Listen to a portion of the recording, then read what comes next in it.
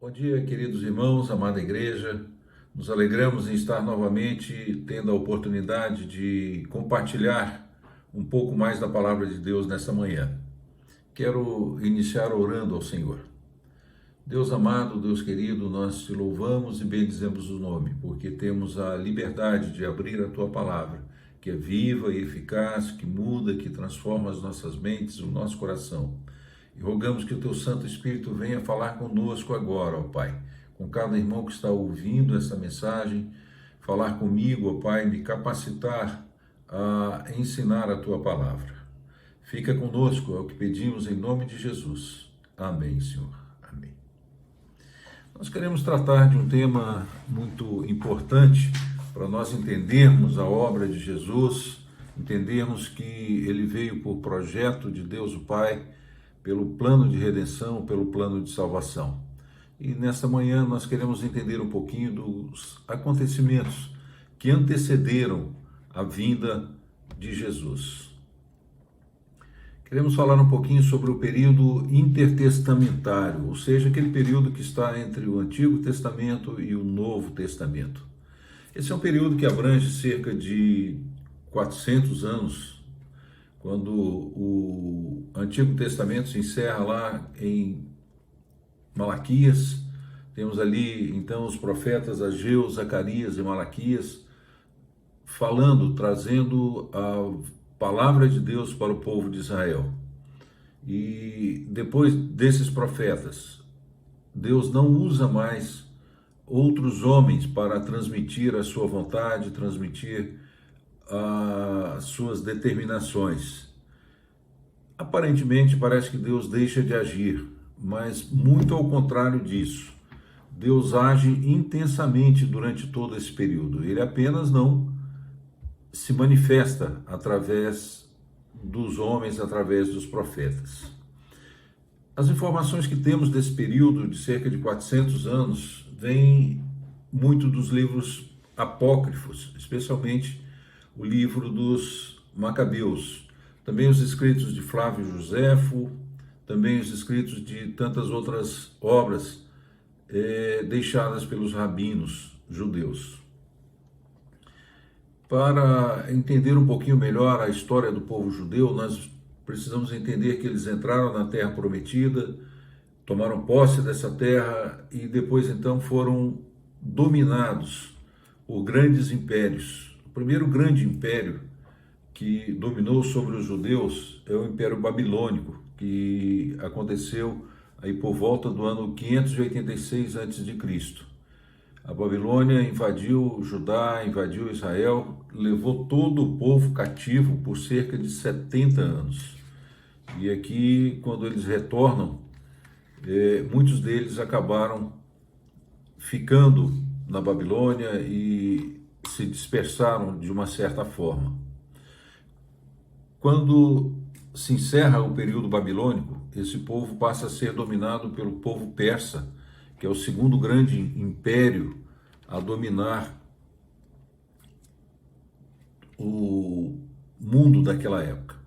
E, na verdade, a libertação desse povo para voltar a Israel, que estava anteriormente dominado pelos babilônicos, ela acontece, então, no primeiro ano do reinado do rei Ciro, considerado e chamado na Bíblia de servo do Senhor, porque ele permite a volta do povo para reconstruir o templo,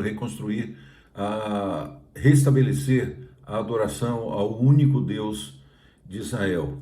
Esse é um período marcado e registrado nos livros de Esther, no livro de Neemias e no livro de Esdras. São os três livros que tratam desse período do retorno do povo que estava agora sobre o domínio dos persas. E eles então retornam e restabelecem o culto ao único Deus.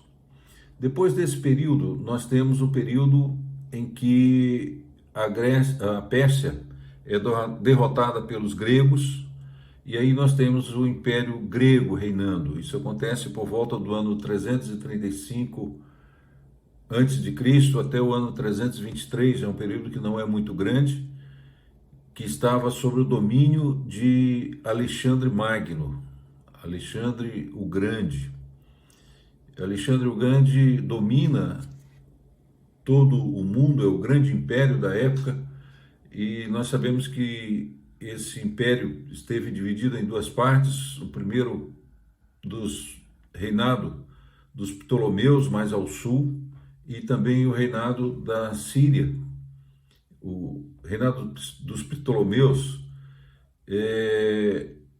no Egito, e a Síria dominando no norte sobre o domínio dos Seleucidas, mais especificamente Antíoco, né, no período de 204 até 166 a.C. É um período muito triste para a história de Israel, pois esse rei Antíoco, ou Antíoco, ele entra no Santo dos Santos, no templo sagrado, e sacrifica uma porca sobre o altar dedicado ao Deus.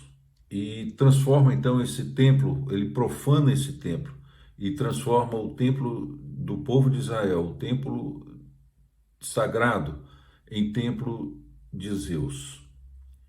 É um período muito difícil, e aí se levantam então os judeus macabeus, né, ortodoxos, que se revoltam, formam um exército, conseguem libertar Judá então do domínio dos sírios. Só que os macabeus precisavam de ajuda, e eles foram buscar ajuda em Roma, assim fazendo uma aliança com aquele povo que viria então a dominar sobre Judá, sobre Israel. Eles literalmente procuraram um inimigo para se aliarem a ele. E aí nós temos então, quando Roma cresce, quando Roma então passa a vencer e derrotar os gregos, e ele passa a dominar sobre o mundo civilizado daquela época. Isso acontece no ano 37 a.C., quando Pompeu, o general romano, invade Israel, domina Israel e passa a dominar o mundo. Nós precisamos considerar que, apesar de todo esse domínio, de toda essa opressão sobre o povo de Israel, também foi um período em que Deus estava preparando a vinda de Jesus. Se não, vejamos a importância do domínio grego. A cultura grega traz em si um interesse pela razão, pela meditação, pela pesquisa. Nós percebemos que os grandes filósofos da antiguidade eram gregos. Quando Jesus nasce, então, o mundo estava impregnado por esse pensamento que deixava as pessoas curiosas em ouvir algo de interesse, mas, ao mesmo tempo, aquele povo judeu estava insatisfeito com toda aquela mitologia que permeava a religião grega.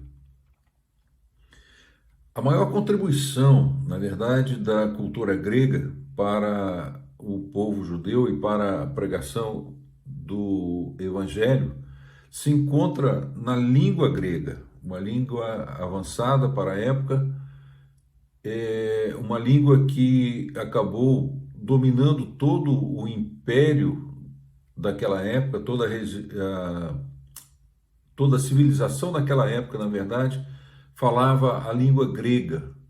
E nós percebemos então que isso facilitou a propagação do Evangelho, porque todos os evangelhos, todos os escritos foram feitos na língua grega, que era acessível a todo o povo naquela época. Isso facilita naturalmente a pregação e a divulgação do Evangelho. Quanto à opressão romana, quanto ao reinado romano, nós percebemos que essa cultura era muito forte na sua organização política, sua organização social, na sua organização civil e na sua organização militar. Mas o mais importante desse período é que, com o domínio de Roma, com essa força muito grande, havia paz em todo o território, e as estradas romanas eram vigiadas, eram mantidas em boas condições, e os cidadãos romanos tinham livre circulação por todo o reino. Isso facilita também a propagação do evangelho, porque especialmente Paulo, considerado cidadão romano, transitava livremente por todo o reino romano, né? Mas nós percebemos que ao longo dessas influências todas, ao longo desses domínios todos, os judeus foram passando a cultuar de forma diferente, passando a adorar de forma diferente, e eles acabam se agregando, se juntando em grupos distintos, em grupos específicos, que tinham pensamentos diferentes acerca da palavra de Deus e acerca do culto a Deus. Se não, vejamos algumas desses grupos. O primeiro grupo, o grupo dos fariseus, eram judeus ortodoxos, tradicionalistas, mestres da interpretação, pregavam absoluta obediência à lei divina, só que com o tempo as tradições passaram a prevalecer sobre a palavra, sobre as escrituras. Além dos fariseus, os saduceus eram considerados judeus modernistas, influenciados muito pelos helenistas, pelos gregos. Eles só aceitavam a lei de Moisés e não criam no sobrenatural de Deus. Temos também os essênios, era um grupo de ascéticos separatistas. Eles criam que a verdadeira religião consistia na separação total do mundo. Eles viviam em comunidades isoladas para evitar se contaminar do mundo. E também haviam os zelotes, que eram nacionalistas, fanáticos. A religião significava um ativismo religioso, político, um ativismo político radical com o objetivo de libertar Israel. Eram, então, ativistas, nacionalistas, fanáticos. Todos esses acontecimentos que eu já citei aqui, todos os grupos que estavam vivendo naquela época, na verdade, estavam preparando a vinda de Jesus. Nós chamamos esse tempo de um tempo de plenitude dos tempos. Acontecimentos que, preparados por Deus, estavam acontecendo naquela época e estavam manifestando a vontade soberana de Deus, o plano soberano de Deus de redenção da humanidade. Nós podemos considerar isso, ou exemplificar isso como uma ampulheta, aquele reloginho pequeno, né, dividido em duas partes, onde a parte de cima tem os grãos de areia, um orifício, e essa areia vai caindo, vai descendo, até descer totalmente e encher a parte inferior, completando o tempo, significando que não há mais nenhum carocinho de areia, nenhum acontecimento mais. Nada precisa acontecer para que o tempo esteja pleno, o tempo esteja completo. E na plenitude dos tempos, Deus levanta um homem, João Batista. João Batista, que em Mateus capítulo 11, verso 13, é citado por Jesus como o último dos profetas. Diz assim a palavra: porque todos os profetas e a lei profetizaram até João. Nós vemos que houve um interregno, um período grande, de quase 400 anos, em que Deus não se manifestava através dos profetas. E agora, na plenitude dos tempos, ele fala a João Batista, o último dos profetas, traz a palavra dele, a vontade dele, para ser transmitida ao povo de Israel. Nós podemos ler a história, nós podemos ler o relato de todos os fatos envolvidos e envolvendo João Batista nos 4 evangelhos, mas eu gostaria de usar o evangelho de Lucas, no capítulo 3. Se os irmãos puderem abrir a sua Bíblia, Lucas, capítulo 3. Nós queremos ler alguns versículos. a partir do verso 4.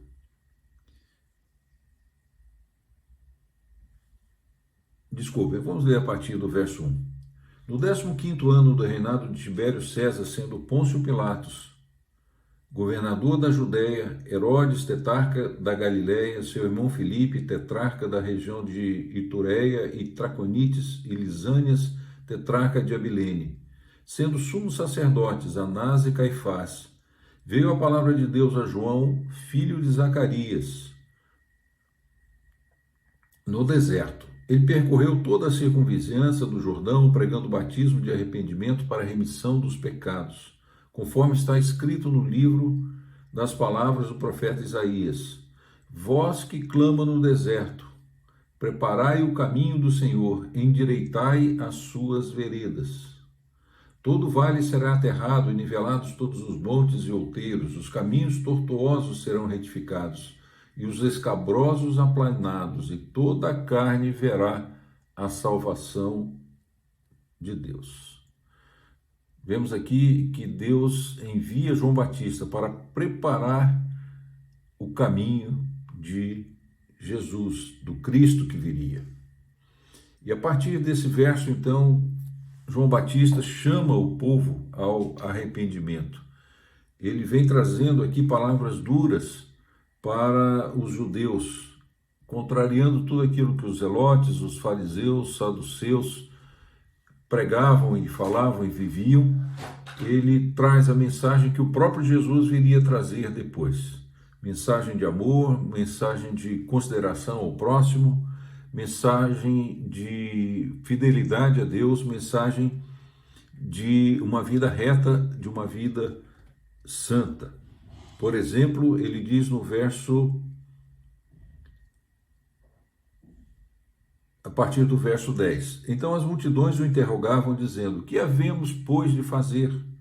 Respondeu-lhes: quem tiver 2 túnicas, reparta com quem não tem, e quem tiver comida, faça o mesmo. Verso 12. Foram também publicanos para serem batizados e perguntaram-lhe: mestre, que havemos de fazer? Respondeu-lhes: não cobreis mais do que o estipulado. Também soldados lhe perguntaram: e nós, o que faremos? E ele lhes disse: a ninguém maltrateis, não deis denúncia falsa e contentai-vos com o vosso soldo. Então, nós vemos aqui que João Batista veio para endireitar os caminhos, para anunciar a vinda de Jesus. Ele não veio para substituir a pregação de Jesus, mas ele veio para tão somente anunciar e confirmar que era chegado o tempo da vinda de Jesus. Nós percebemos, a partir desse verso 14, melhor, do verso 15, que nós estamos chegando aqui ao ápice da vida de João Batista. O objetivo principal de João Batista estava sendo cumprido. Vamos ler então Lucas capítulo 3, verso 15 e 16.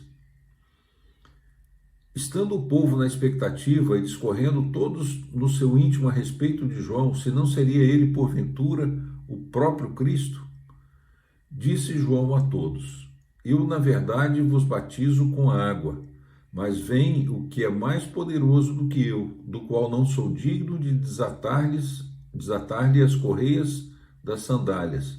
Ele vos batizará com o Espírito Santo e com fogo.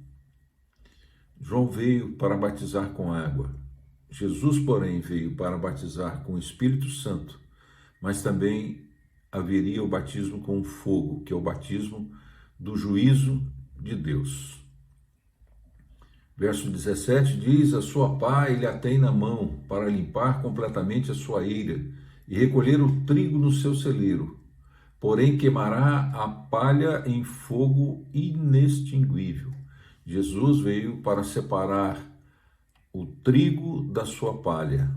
O trigo será recolhido no celeiro de Deus, porém toda a palha será queimada. E assim, continua o verso 18, assim, pois, com muitas outras exortações anunciava o evangelho ao povo. Pulamos então para o verso 21. E aconteceu que, ao ser todo o povo batizado, também o foi Jesus. E estando ele a orar, o céu se abriu, e o Espírito Santo desceu sobre ele em forma corpórea como pomba, e ouviu-se uma voz do céu: Tu és o meu filho amado, em ti me comprazo. Nós percebemos que a necessidade do batismo de Jesus por João era para que publicamente fosse manifestado a presença de Jesus perante os judeus. Era também necessária para que se cumprisse a palavra que foi dado a João Batista, de que ele anunciaria a Cristo. E o mais importante, era necessário que ele recebesse a unção do Espírito Santo de Deus. Ele precisaria ser ungido, assim como também eram ungidos os sacerdotes, os reis, os profetas eram ungidos.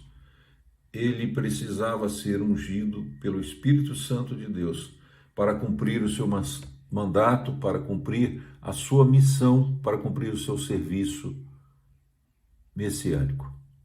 João, então, ele veio para preparar, para aplainar os caminhos para a vinda de Jesus. João estava no limiar dos tempos, no separar dos tempos, encerrando as profecias e iniciando uma nova era com a vinda do Messias, com a vinda de Jesus. João foi o elo, aquele que faz a ligação entre os profetas e a vinda de Jesus, a promessa do plano de salvação para a humanidade. Foi chamado por Jesus como o maior dos profetas, como o maior dos homens. E em momento algum ele trouxe glória para a sua pregação, glória para a sua missão. Ele sempre apontou todas as pregações dele para a vinda de Jesus. Nós acabamos de ler o verso 16, que diz que vem, eu na verdade vos batizo com água, mas o que vem é mais poderoso do que eu, mais do que desculpem. João disse a todos: eu na verdade vos batizo com água, mas vem o que é mais poderoso do que eu, do qual eu não sou digno de desatar-lhe as correias da sandália. Ele vos batizará com o Espírito Santo e com fogo. João Batista sabia da sua missão, sabia que ele tinha que sempre apontar para Cristo, o Messias, Cristo, o Salvador. Nós, quando lemos em Gálatas, capítulo 4, versículos 4 e 5, diz o seguinte: vindo, porém, a plenitude do tempo, Deus enviou seu Filho, nascido de mulher, nascido sob a lei, para resgatar os que estavam sob a lei, a fim de recebermos a adoção de filhos.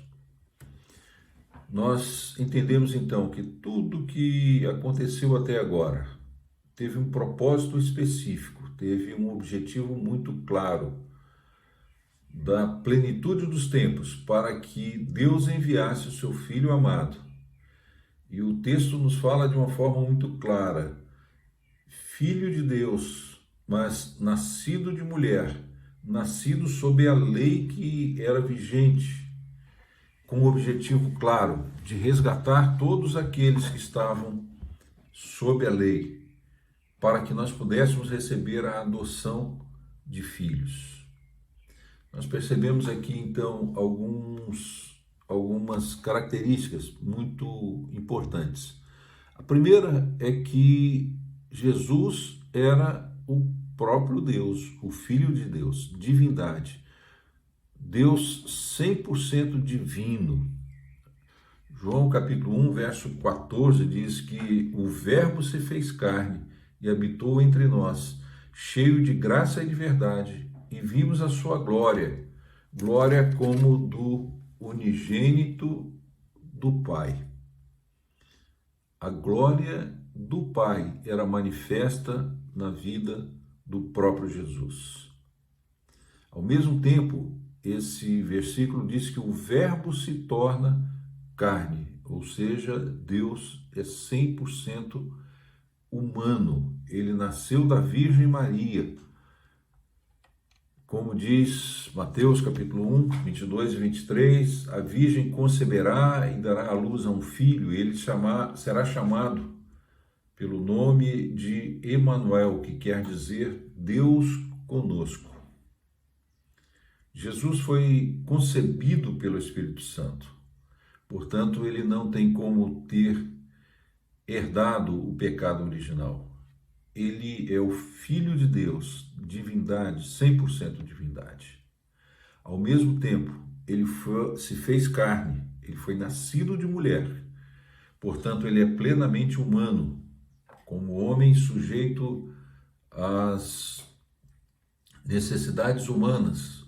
Os evangelhos relatam que Jesus teve fome, Jesus teve sede, Jesus foi tentado, ele teve sono e, especificamente, acima de todas essas coisas, como humano, ele morreu.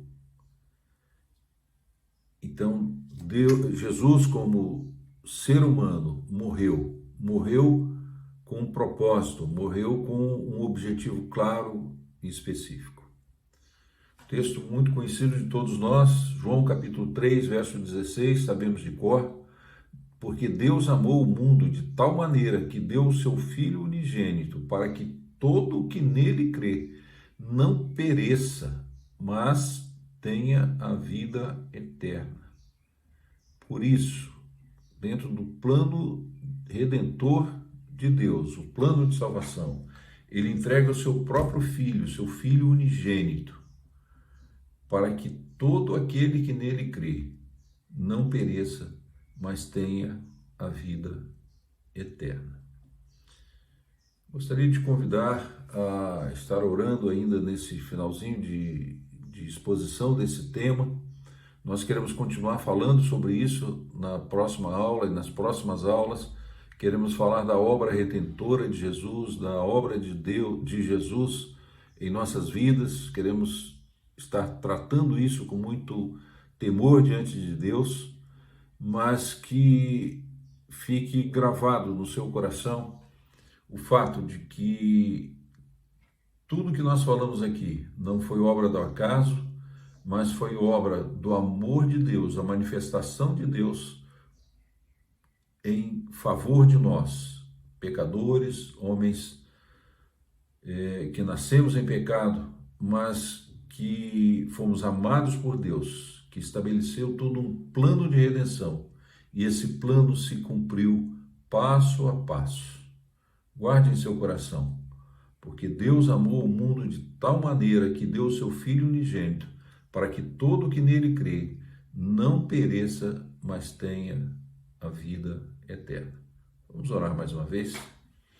Deus querido, Deus amado, muito obrigado, ó Pai, porque o Senhor é um Deus misericordioso, um Deus que nos ama, um Deus que enviou o seu Filho amado Jesus para sofrer por nós, para levar sobre si, no madeiro, na cruz, ó Pai, toda a maldição que pesava sobre os nossos ombros. Muito obrigado, ó Pai, pela obra redentora de Jesus em nossas vidas.